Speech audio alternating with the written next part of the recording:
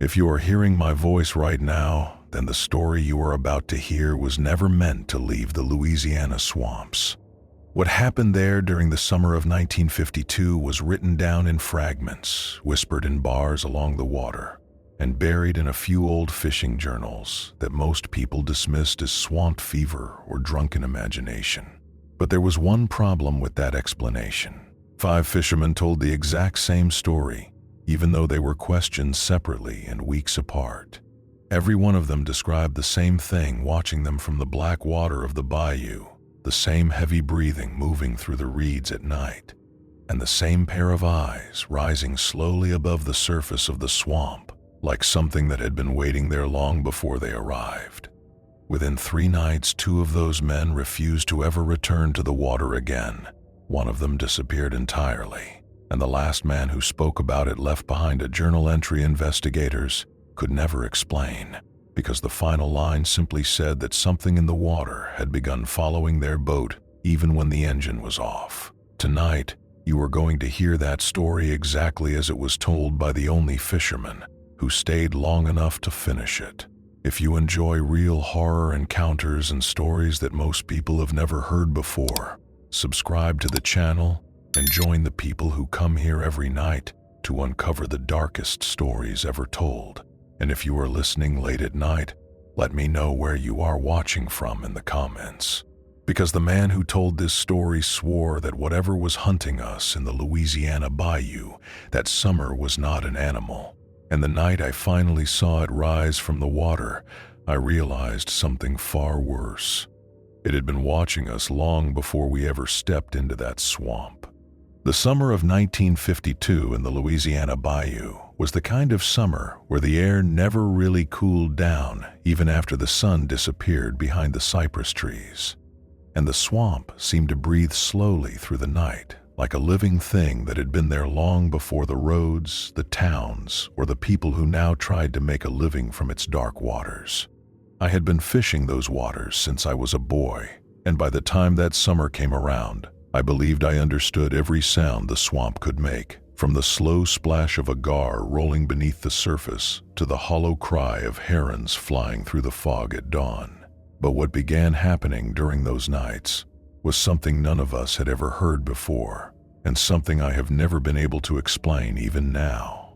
There were 5 of us who worked those waters regularly, men who knew the currents and the hidden channels better than most people, knew the streets of their own towns, and we were not the kind of men who frightened easily, because anyone who made their living in a place like that had already learned to respect the dangers that lived there long before we arrived. But sometime during the middle of June, small things began happening that slowly unsettled all of us in ways none of us wanted to admit at first, because fishermen are stubborn people, and pride can keep a man quiet even when his instincts are telling him something is wrong. The first strange thing anyone noticed was the silence. Normally, the bayou never truly slept because frogs, insects, birds, and the endless small creatures that lived among the reeds kept the swamp alive with sound all through the night. But on several nights, when we were working the deeper channels, we noticed the noise would suddenly stop in the strangest way, not gradually fading like a storm passing over, but cutting out completely, as if something had entered the water that every living creature could sense before we could. At first, we joked about it the way men do when they are uncomfortable, because it was easier to laugh about spirits in the swamp than to admit that something in the water had changed in a way none of us understood. But after the 3rd night, the joking stopped when Arl, who had fished those waters longer than any of us, quietly told us that something had followed his boat the night before and had stayed just beneath the surface for nearly half a mile without making a single ripple. I remember the way he said it because Earl was not a man who told stories, and he did not have the kind of imagination that made up monsters.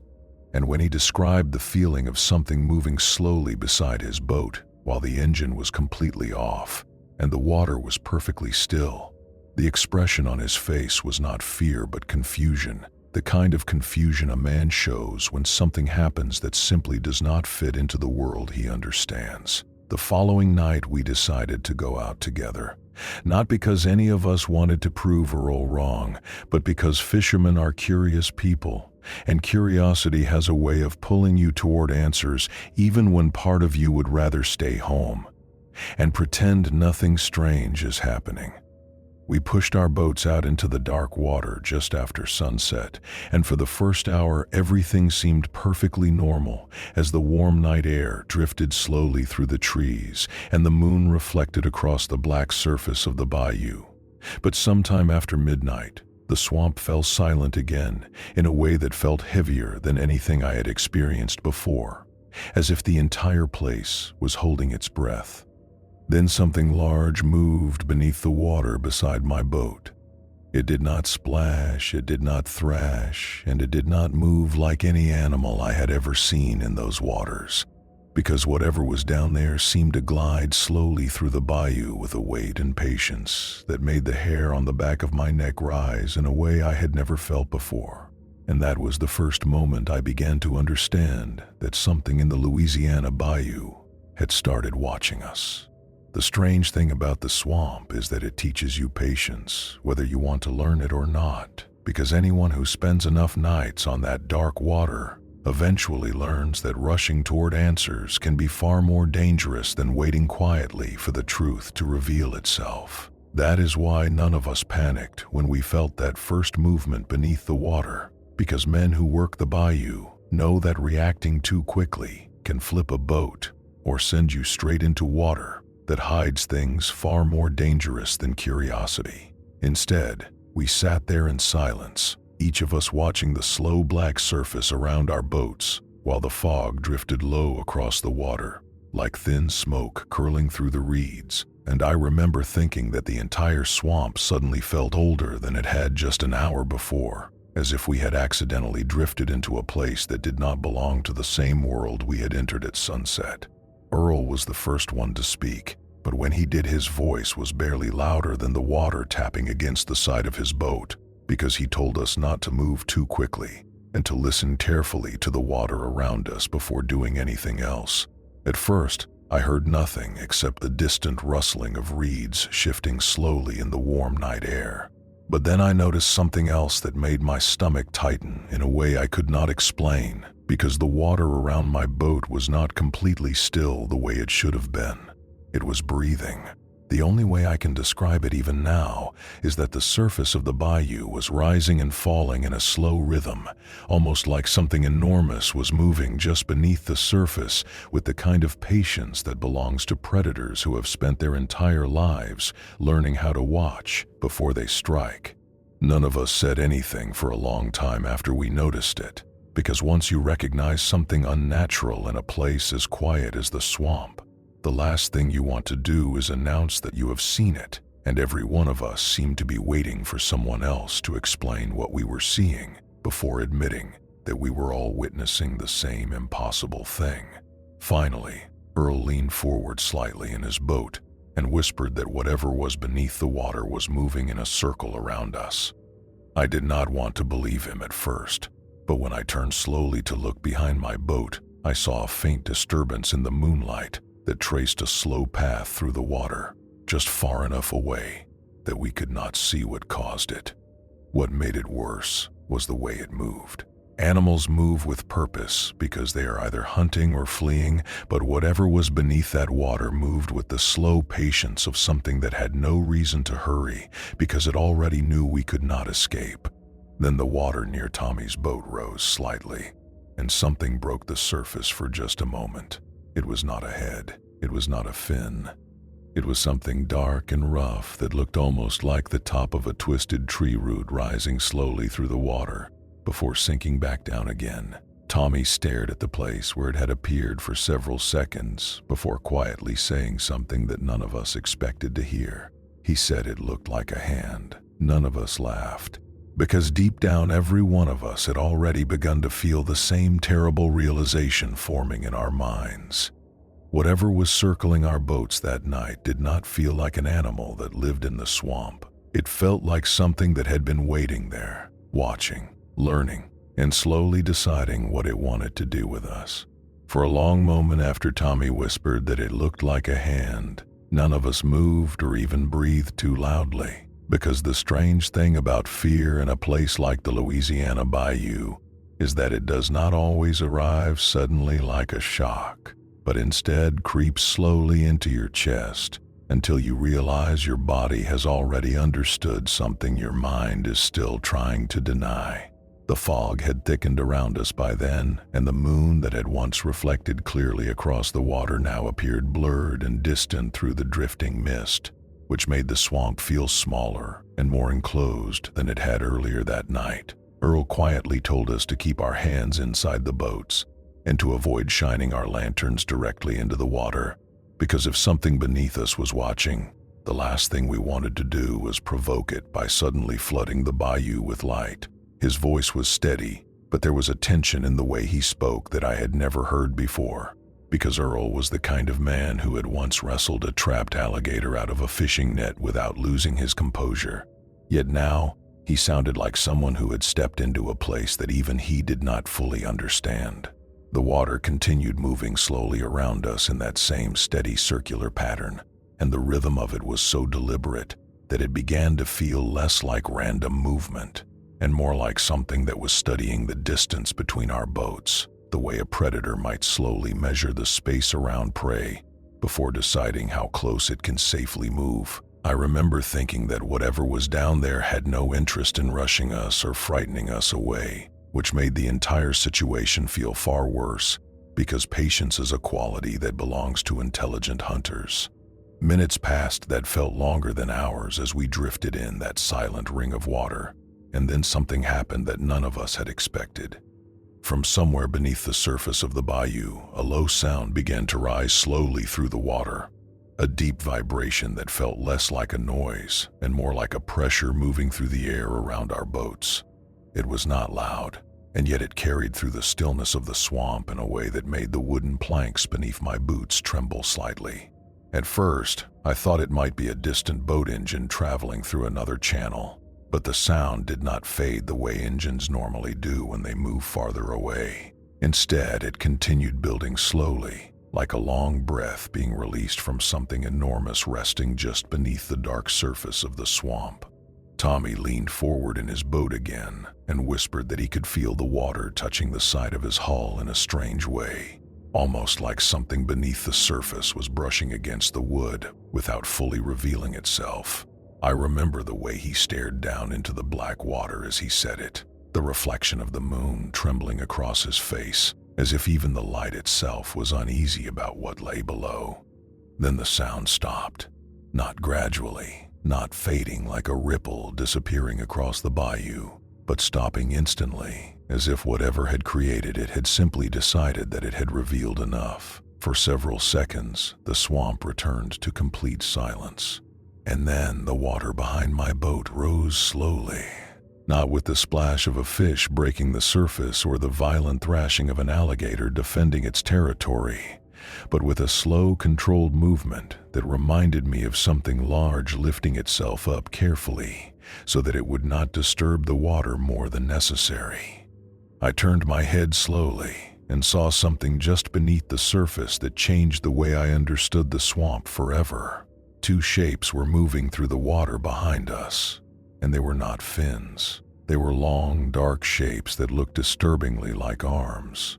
When you spend enough time in the swamp, you learn to trust your instincts before your thoughts, because the wilderness has a way of warning you about danger long before your mind has the chance to explain what you are seeing. The moment I saw those shapes moving through the water behind my boat, something deep inside me understood that we were no longer dealing with an animal that had wandered too close to our fishing grounds. The shapes disappeared again almost as quickly as they had appeared, sliding silently beneath the surface like shadows returning to the darkness that had hidden them before we arrived. For a moment I wondered if the fog and the shifting moonlight had simply played tricks on my eyes, but when I looked at the faces of the other men, I realized that every one of them had seen the same thing. Earl slowly reached for the lantern hanging near the front of his boat, and although he had told us earlier not to shine light into the water, I think even he understood that we could not continue drifting in that circle of darkness without at least trying to see what surrounded us. The lantern flickered softly as he lifted it, casting a warm orange glow across the surface of the bayou that pushed the fog back just enough to reveal the water between our boats. For several seconds, we saw nothing except drifting reeds and faint ripples spreading slowly across the black surface. Then the water changed again. The surface directly between our boats bulged upward slightly, as if something large had risen just beneath it, and the lantern light revealed a shape pressing against the water from below in a way that made my chest tighten with a strange mixture of fear and disbelief. It was not smooth like the back of an alligator. It was rough, uneven, almost like bark. The shape remained there for only a moment before sinking slowly back into the darkness. But the brief glimpse was enough for all of us to understand that whatever was beneath us was far larger than anything that normally lived in the bayou.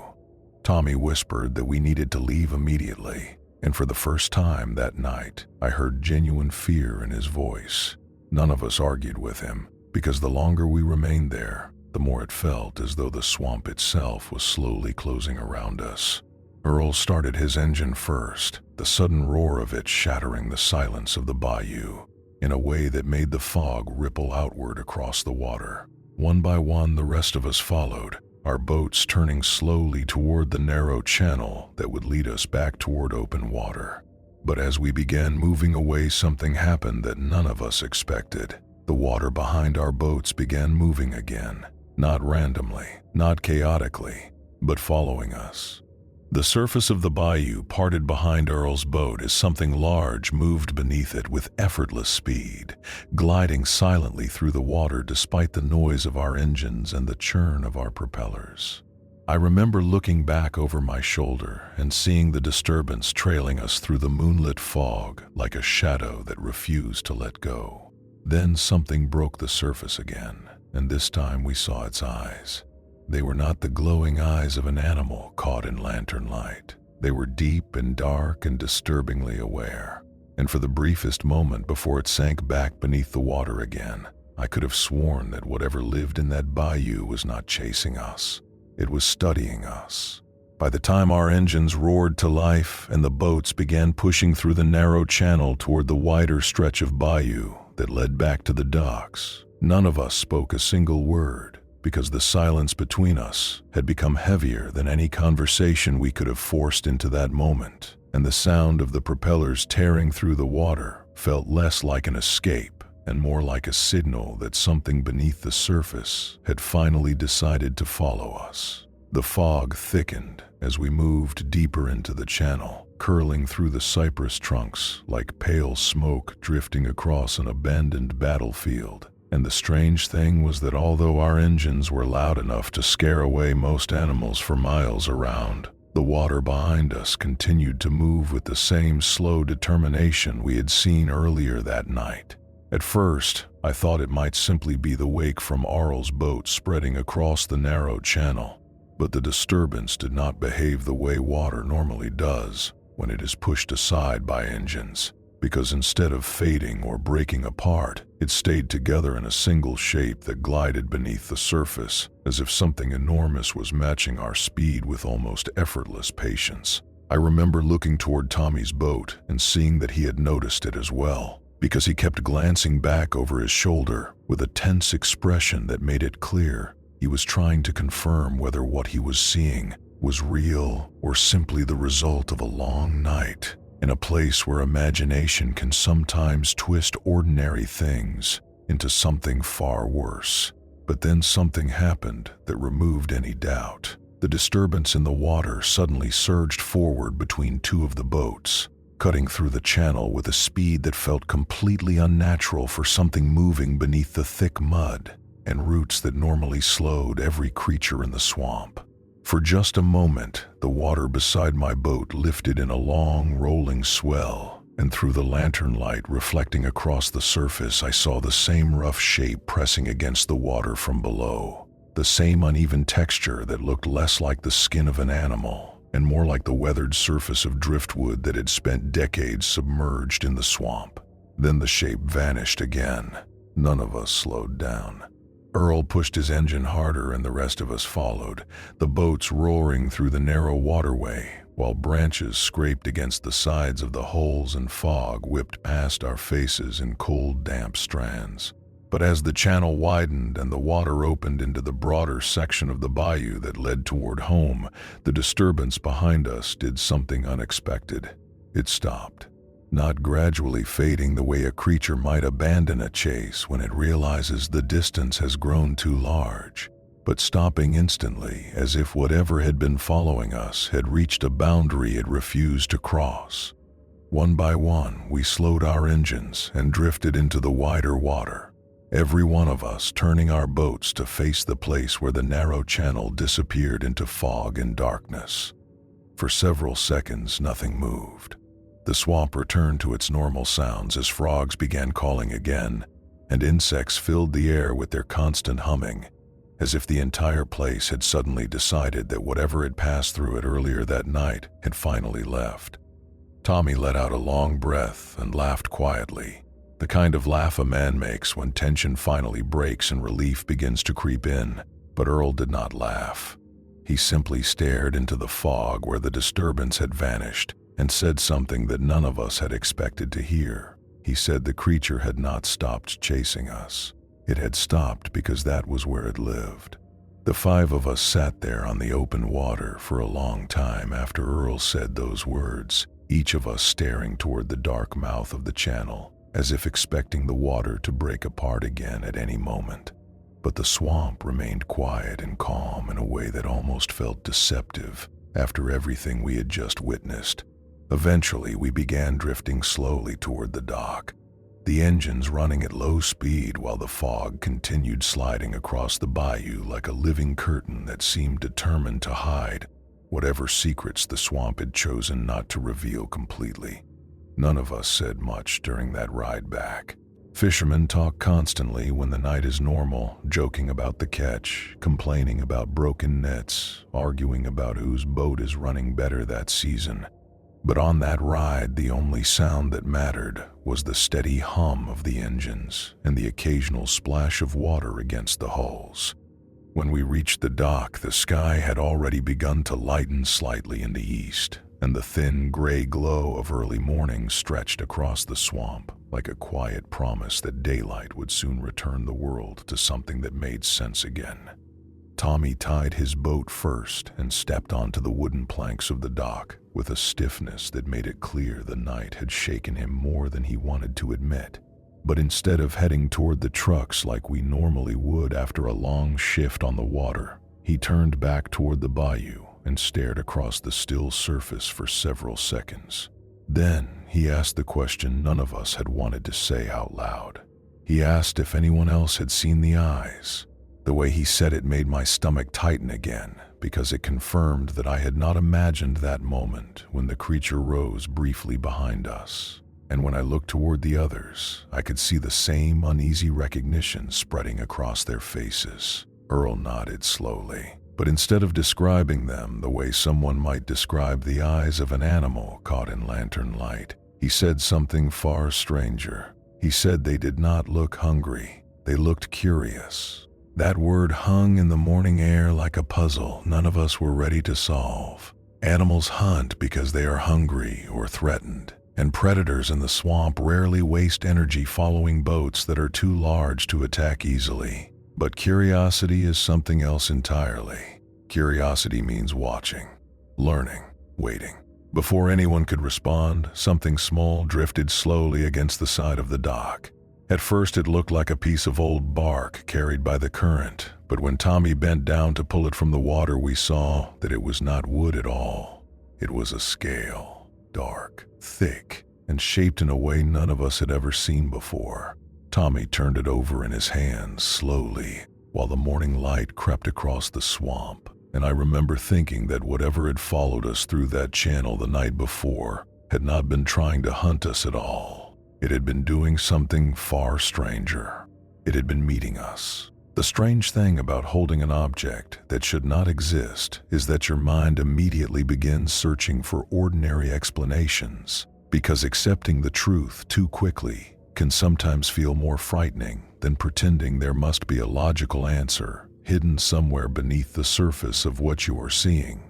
Tommy stood there on the dock, turning the scale slowly between his fingers, while the rest of us gathered around him, each of us studying the thing with the kind of quiet intensity that fishermen usually reserve for strange hooks or unfamiliar bait. In the growing light of morning, the scale looked even more unusual than it had when he first lifted it from the water, because its surface was not smooth the way fish scales normally are, but instead carried deep ridges that reminded me of tree bark that had hardened over years of exposure to swamp water and mud. The edges were thick and heavy, almost like a piece of armor, rather than something that belonged to a creature meant to swim through narrow channels and tangled roots. Earl crouched beside Tommy and ran a finger along the outer edge of the scale before slowly shaking his head in disbelief. He had caught every kind of fish that lived in those waters, and he had seen the hides of alligators thick enough to stop a knife blade. Yet even he seemed unable to place this thing among any animal he had ever encountered. The sun climbed slowly above the tree line while we stood there examining it, and with each passing minute, the memory of the previous night began to feel less like a dream and more like a warning we had not yet learned how to understand. Finally, Earl stood up and said something that surprised all of us. He said we should go back, not out of fear or anger, but because whatever had happened out there had not felt like an attack, and if something in the swamp had truly wanted to destroy our boats or drag us into the water, it would have had plenty of chances to do so during the long hours we spent drifting above it. Instead, it had followed us, watched us, and then stopped at the edge of the channel as if respecting a boundary that belonged to it.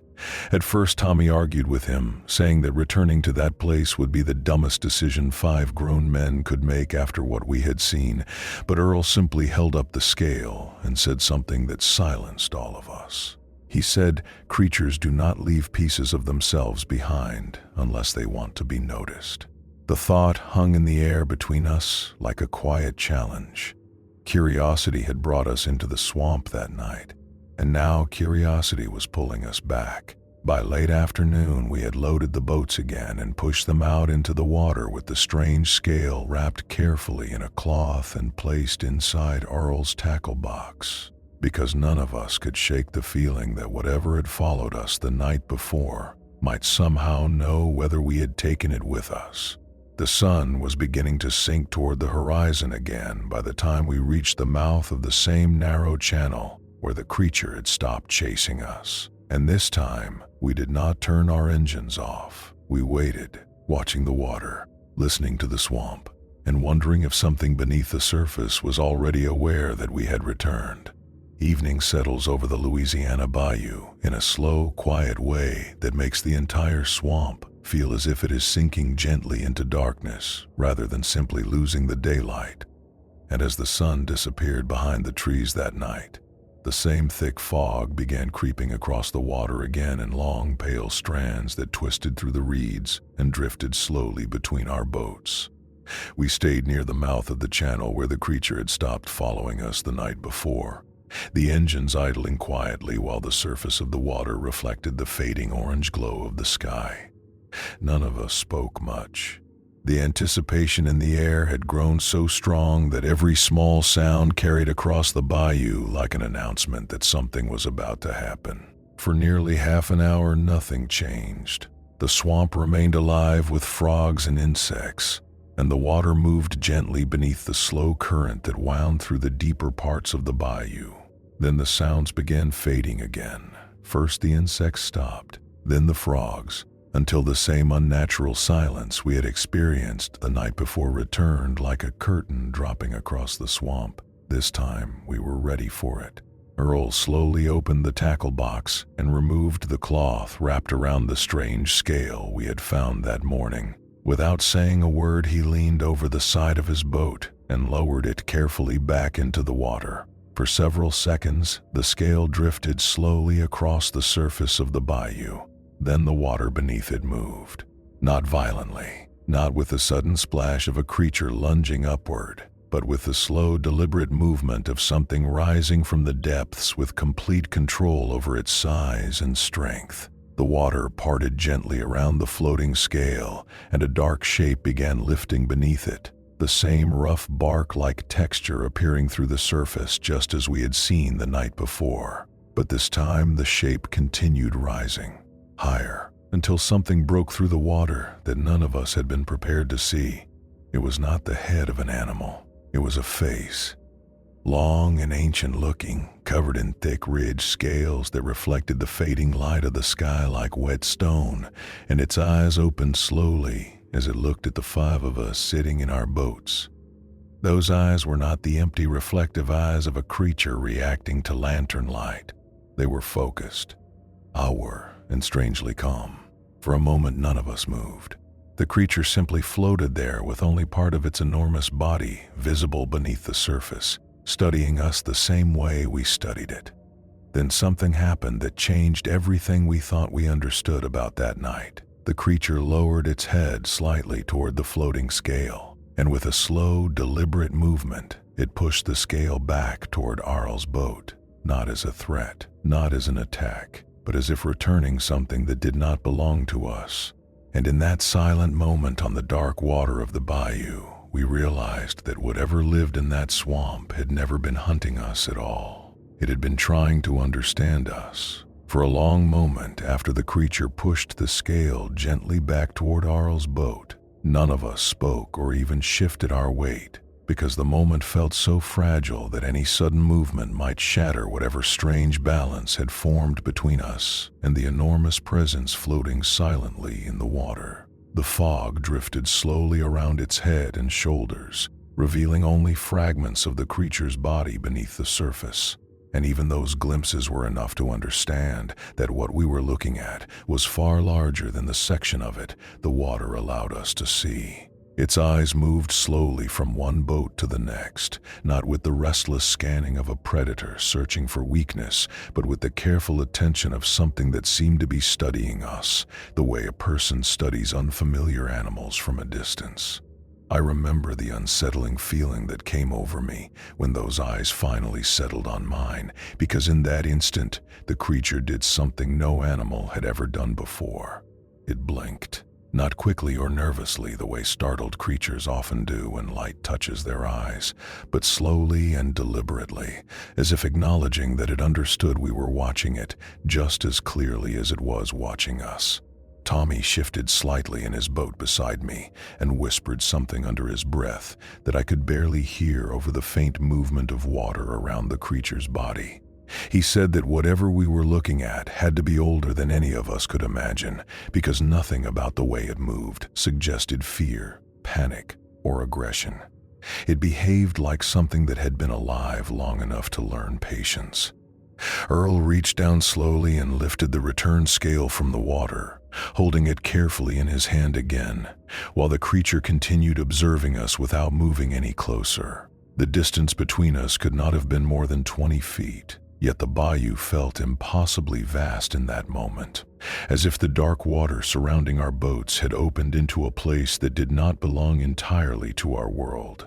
For several seconds, nothing changed. Then the creature did something that none of us expected. It lowered its head slightly toward the surface of the water and released a deep, vibrating sound that rolled slowly across the bayou. The same strange pressure we had heard the night before, but now clearer and steadier, almost like the low call of something communicating through the water itself. The sound was not threatening. It was not angry. If anything, it felt strangely calm.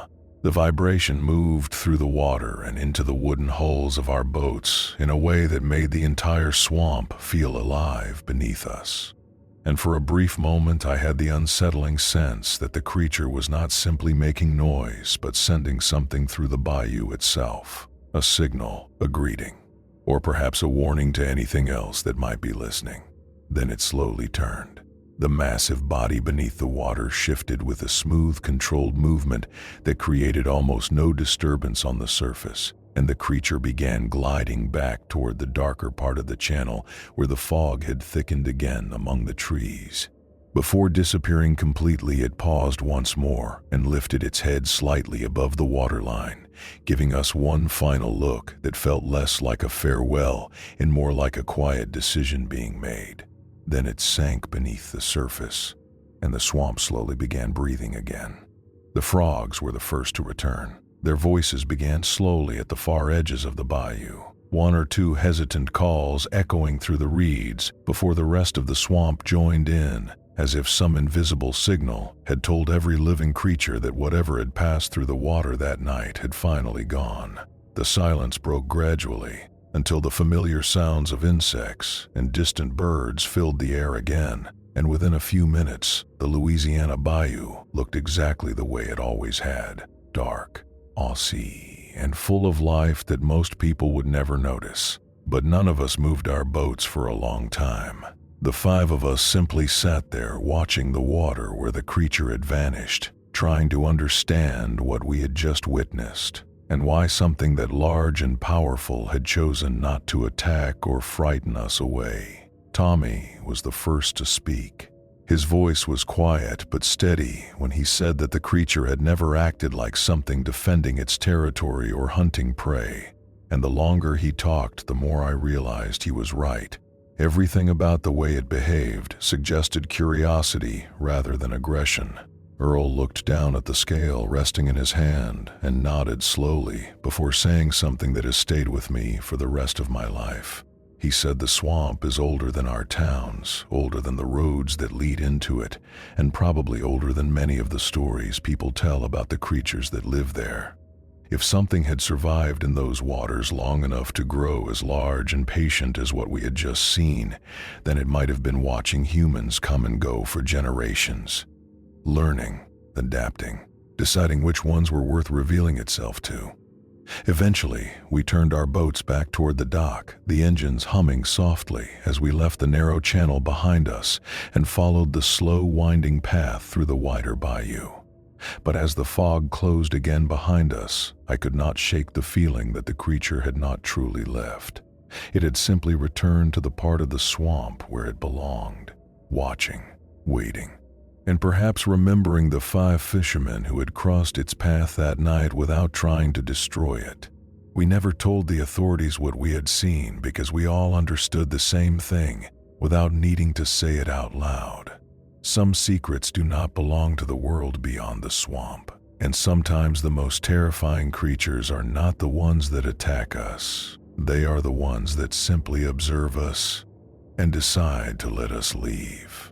Even now, more than 70 years later, fishermen in parts of the Louisiana Bayou still talk about strange ripples moving through the water at night and the occasional deep vibration that rolls across the swamp when the fog grows thick. Most people dismiss those stories the same way people dismissed ours. But every once in a while, someone claims to see something rising slowly beneath the surface before disappearing again without a trace. And whenever I hear those stories, I remember the way those ancient eyes looked at us that night. Not with hunger, not with anger, but with the calm patience of something that has lived in the bayou far longer than we ever will. And sometimes I wonder whether that creature is still there, watching the boats that pass through its waters, trying to decide which humans are worth meeting next. If this story gave you chills, then remember this, because the Louisiana Bayou still exists exactly the way it did that night in 1952, and the deeper parts of that swamp are so vast and unexplored that no one truly knows what still lives beneath those dark waters. Maybe those fishermen encountered the only one of its kind, or maybe they were simply the first people that creature decided to reveal itself to. So tell me what you think. Was the swamp devil a forgotten creature hiding in the bayou, or something far older that has been watching humans for generations? Let me know your thoughts in the comments, and if you enjoy terrifying encounter stories like this one, subscribe to the channel and turn on notifications, because the next story might come from a place even darker than the Louisiana swamp.